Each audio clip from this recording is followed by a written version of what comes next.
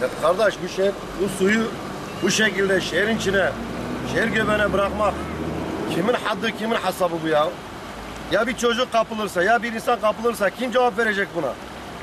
Niye duyarsız kalıyorlar buna ya? Nedir bu ya?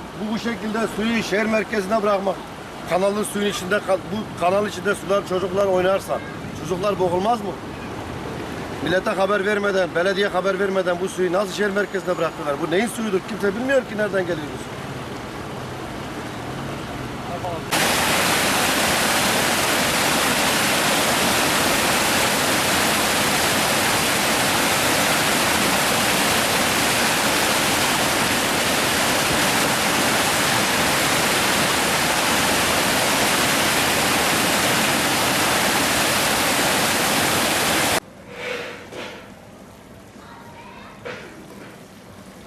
Hiçki baş gibi camak da bir daha yavaş.